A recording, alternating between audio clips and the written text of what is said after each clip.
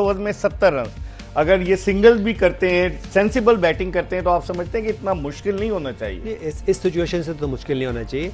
Islamabad United को ये match आराम से जीत लेना चाहिए। लेकिन देखिए, अगर यहाँ पे एक दो आउट होते हैं तो लाहौर कलंदर्स के पास भी ऐसे बॉलर मौजूद है, क्योंकि दो टॉप के फास्ट बॉलर आपके पास मौजूद है, आपके पास एक स्पिनर मौजूद है। तो मेरे ख्याल से लाहौर कलंदर चाहे कि यहाँ के विकेट थोड़े बाय करें, और कैप्टन को चाहिए कि विकेट बाय करें, यहाँ पे कुछ स्मार्टली चांस लें ताकि आपके पास विकेट्स आएँ। ठीक है, आप बेशक मैच हार जाओ, लेकिन आप फाइट करते नजर आओ, 2-3-4 विकेट और आउट करें ताकि अगले मैचेस के लिए भी आपकी फॉर्म बरकरार रहे। सही। सलमान अली आगा पे चांस लिया उन्होंने, एलबीडब्ल्यू के लिए रिव्यू लिया और गेंद लेग स्टंप के बाहर थी, तो वो रिव्यू लॉस्ट हो गया, क्योंकि सलमान अली आगा फॉर्म में है, T20 में भी, वनडे में भी। इस टाइम मेन की प्लेयर का काम अदा करेगा, वो जिस तरह की फॉर्म वो फिनिशर है, अच्छा फिनिशर है। इंटरनेशनल क्रिकेट में अभी वो वाइड लड़का है, वाइड बॉल में जितना कंसिस्टेंट वो परफॉर्म कर रहा है, और इस्लामाबाद की कहीं ना कहीं छोटे से अरसे में बैकबोन का रोल अभी अदा कर रहा है। वो लास्ट जो चैंपियन बने उसकी काफी हेल्दी परफॉर्मेंस थी, जिसकी वजह से उन्होंने कप उठाने में इजी हुए। दूसरी बात यह कि यहाँ पे शाइन की कप्तानी, जैसे यूनुस भाई ने कहा ना, 2 वर्ल्ड क्लास बॉलर हैं, और यहाँ थोड़ा सा मैच अगर टाइट हुआ ना तो लाहौर कलंदर इनको मैच इजीली बीट करेगी, क्योंकि देखें सलमान अभी सेट हो रहे हैं और ऑलमोस्ट 11वां ओवर चल रहा है, और तो उनके साथ सीजन मनरो है, वो भी मनरो है। तजुर्बाकार अगर है। यहाँ कोई आउट होता है, स्पेशली मनरो अगर आउट होता है तो थोड़ा टाइट हो जाएगा, क्योंकि देखिए आजम अच्छा है मगर पहला मैच है, शादाब भी पहला मैच है, सारे पहले वाले हैं। जो फॉर्म में वो ये है जिसका सलमान नाम है, दूसरा अभी वो पिच पे जो मनरो है जिसका प्रेशर उन पे, क्योंकि ये किसी भी अच्छी बॉल को हिट मारने की अहलियत रखता है, और अच्छे बॉलर को ये अटैक करके बैकफुट करते हैं, ये इनकी नेचर है। सही।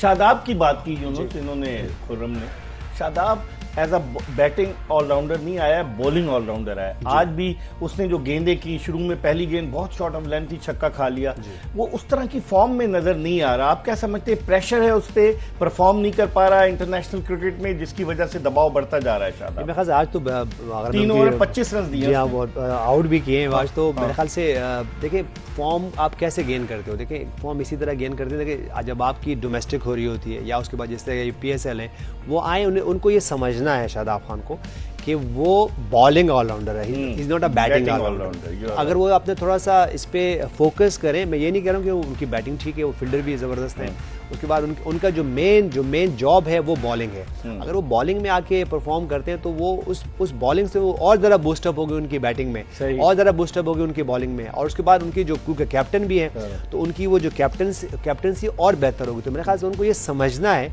कि मेरी बॉलिंग, जो मेरा शोबा है, वो मेरे लिए बड़ा इंपॉर्टेंट है, वो मेरे लिए बहुत अहम है। अगर वो इस तरह की सोच रखें तो परफॉर्म कर सकते हैं। और देखिए, जब आपके क्रिटिक्स आपके लिए बात कर रहे होते हैं, हम जैसे लोग यहाँ बैठ के बात कर रहे होते हैं, तो उसको सीरियस लेना चाहिए। अगर शादाब खान यहाँ पे आके 5 आउट करते हैं, 50 रन करते हैं, तो मैं और आप ही होंगे इकबाल भी, हम ही तारीफ कर रहे होंगे, क्योंकि हमारे अपने प्लेयर्स हैं, हमारे स्टार्स हैं। तो मेरे ख्याल से ये पॉइंट उनको, शादाब खान को ये समझना है कि वो पहले बॉलर हैं, उसके बाद उनकी बैटिंग दूसरी जॉब है, और उसके बाद उनकी कैप्टनसी है या उनकी फील्डिंग है। तो मेरे ख्याल से अगर वो बॉलिंग में, हमने पास में भी देखा है कि बहुत सारे बैटर्स होते थे, वो सिर्फ बैटिंग ही करते थे, उनकी फील्डिंग से भी किसी को कुछ होता नहीं था, वो एक तरफ खड़े हो जाते थे। लेकिन उनकी बैटिंग इसी तरह बॉलर्स भी पास में ऐसे रहे कि वो इतने टॉप के बॉलर होते थे कि उनकी फील्डिंग से, उनकी बैटिंग से किसी को लेना देना, लेकिन वो अपने जो उनका मेन शोबा है, जो उस पे परफॉर्म जरूर। लेकिन अभी अच्छी बात की यूनुस ने, नसीम शाह को क्या हो गया, वो भी बैटिंग पे तवज्जो दे रहे हैं। आज 4 ओवर्स में 38 रन, क्या वो फुल्ली फिट हैं, या वो भी बैटिंग पे ज्यादा तवज्जो दे रहे हैं? एक्सीलेंट पॉइंट रेस किया है। ये मैंने सोचा था, विद रिस्पेक्ट, मेरा फैमिली मेंबर है यूनुस भाई, हम लोग क्रिकेटर हैं, हमारी फैमिली है।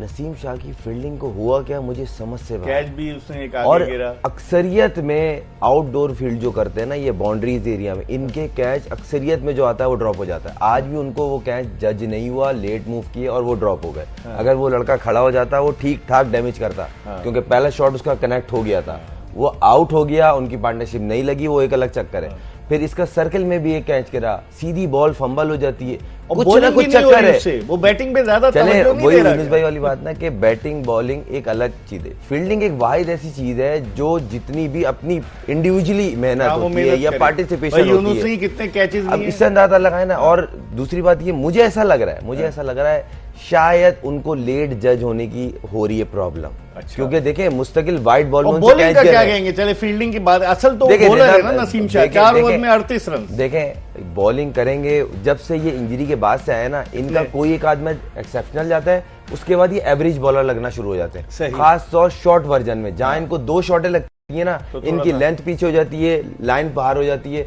बैट्समैन को और इजी हो जाता सही, है। आई होप कि ये नेक्स्ट मैचेस में अच्छा परफॉर्म करे, मगर ये मुझे ऐसा लग रहा है अभी रिदम में आने में टाइम लगेगा। अगर हम हेड टू हेड देखें यूनुस के 19 मैचेस दोनों टीमों के दरमियान खेले गए बराबर हैं, 10 इस्लामाबाद जीती है, 9 लाहौर कलंदर्स जीती, लेकिन गुज़िश्ता मैं 5 मैचेस की जो बात कर रहा था, इस्लामाबाद सिर्फ 1 जीती, लाहौर 4 जीती है। तो इसका मतलब लाहौर का पिछले 4-5 मैचेस से पल्ला भारी रहा है, इस मरतबा इस्लामाबाद उसको तब्दील कर सकती है। बिल्कुल, मेरे ख्याल लास्ट सीजन तो इतना लाहौर कलंदर्स का नहीं अच्छा गया था, लेकिन उसके पहले अगर जो 2 टूर्नामेंट जीती थी मुसलसल, उसमें वो ये जो उसमें बहुत सारे मैचेस जीते हैं वहाँ 22-23 जो 2022-2023 बिल्कुल ऐसा ही है। तो मेरे ख्याल से देखिए बाजू का जैसे हमने कहा इस्लामाबाद यूनाइटेड क्या करती है, वो टॉस जीती है और पहले बॉलिंग करती है, तो ये भी बाजू का हो सकता है कि वो ज़्यादातर उनको वो मौका नहीं मिला हो और उनको दूसरी टीम को वो मौका मिल गया हो जो कि उनकी स्ट्रेंथ है। तो ये भी बहुत पॉइंट, लेकिन मैं ये समझता हूँ कि जो भी टॉप की टीमें बनना चाहते हैं तो उनको ये अपने आप को टेस्ट जरूर करना चाहिए कि हम जैसे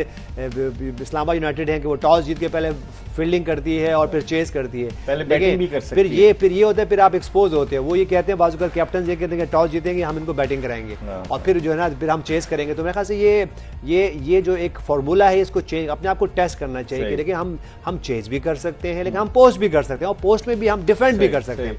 तो मेरे ख्याल से ये पॉइंट है, अगर आपने टॉप की टीम बनना है और आपने ये ट्रॉफी जीतनी है तो आपको हर कंडीशन में आपको अपने आप को वो जो कहते हैं टेस्ट करना चाहिए। इनके कोच के बारे में क्या कहें, न्यूजीलैंड के साथ बड़े अरसे वाबस्ता रहे माइक हेसन, और अब तो वो इनके साथ हैं, अब तो वहाँ गैरी स्ट्रेड आ गए, लेकिन बड़े जबरदस्त कोच रहे हैं माइक हेसन और न्यूजीलैंड की टीम ने बड़ी परफॉर्मेंसेस दी हैं, वर्ल्ड कप जीत के फाइनल में पहुंची और वो जीती, उसमें आईसीसी टेस्ट चैंपियनशिप। बहुत अच्छे कोच हैं, बहुत ज़्यादा होमवर्क करते हैं।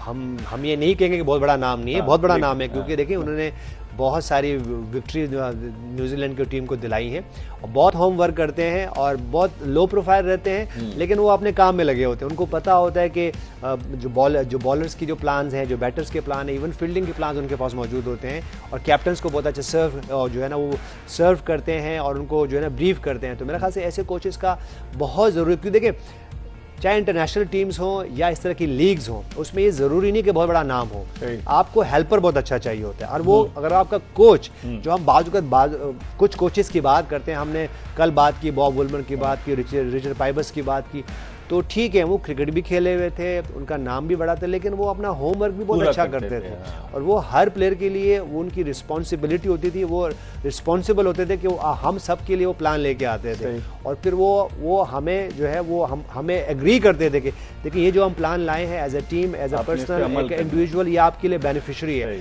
तो जब आपके पास इस तरह के कोचेस हों तो वो आपके रिजल्ट आपके सामने होते हैं। अब देखिए 90 पे 2 हैं, अभी भी 60 रन की जरूरत है और उसके बाद 8 ओवर बाकी हैं। मैं इस पे तो बात करूंगा, लेकिन जैसे यूनुस ने बात की, रसल डोमिंगो जो साउथ अफ्रीका का है उसको लाहौर कलंदर्स लाई, क्योंकि डैरन गफ ने जो है वो आखिरी लम्हे पे कहा कि मैं अपनी पर्सनल रीजंस की वजह से नहीं आ सकता। Russell Domingo Bangladesh premier league में भी कोचिंग कर चुका है और इससे पहले ये सनराइजर्स हैदराबाद के साथ भी रहा है, तो उसका एक्सपीरियंस लाहौर कलंदर्स के लिए कैसा साबित होगा, क्योंकि माजी में आकिब जावेद एक तवील अरसे तक लाहौर कलंदर्स के साथ रहे, इस मरतबा पहली मरतबा वो नहीं हो गया लाहौर कलंदर्स के साथ। देखें उनकी एक चीज़ तो उनकी जो वर्क एथिक्स है ना, उसका शेडो ग्राउंड में दिख रहा है शाइन की कप्तानी में, कि इतने शॉर्ट टोटल में आप अच्छा डिफेंड कर रहे हो, बॉलिंग चेंजिंग्स बड़ी कैलकुलेटेड है, फील्ड प्लेसमेंट बड़ी अच्छी है। सिकंदर रजा आपने और मैंने पिछले साल पीएसएल कवर की और उसमें सिकंदर रजा से बॉल नहीं करवाई जा रही थी, लेकिन और होती थी तो एक ओवर होता था। प्रॉपर उसको यूज कर रहे हैं, स्पिनर लेके आए तो उसको रोल बताया कि आपने सर्कल में क्या, हम किस लिए, हम आपसे क्या चाह रहे हैं। आखिर में हारिस को एक ओवर करा के रोक दिया, उसके उनको आखिर में लेके आएंगे कि आपके पेस से हमें विकेटें चाहिए होंगी। आपने वेरिएशन भी, आज हारिस ने पेस में भी एक आध आपने देखा चेंज ऑफ पेस किए, तो कहीं ना कहीं शेडो दिख रहा है कि ये प्लान दिया जाता है। कभी कभार प्लेयर को सब पता होता है, मगर उसको रिमाइंडर कराना पड़ता है, रिकॉल करना पड़ता है। बड़ा नाम नहीं है, लेकिन प्लानिंग के साथ जिस तरीके से जैसे वो कर रहे हैं उनका माइक हेसन और इधर रसल डोमिंगो, इसमें कोई डाउट नहीं। वो ग्रेट ही कहते हैं ना कि जरूरी नहीं है कि ग्रेट प्लेयर है तो ग्रेट कैप्टन भी हो, ठीक है। तो इसी तरह कोचिंग में भी आती है। इस पर हम मजीद बात करेंगे। इस वक्त हम एक ब्रेक की तरफ बढ़ रहे हैं और हम आपको बताते चलें कि क्लियर मैन प्रेजेंट्स जोश जगा दे, पावर्ड बाय सनसिल्क। ब्रेक के बाद हम यूनुस खान और खुर्रम मंजूर के साथ दोबारा आपको ज्वाइन करेंगे।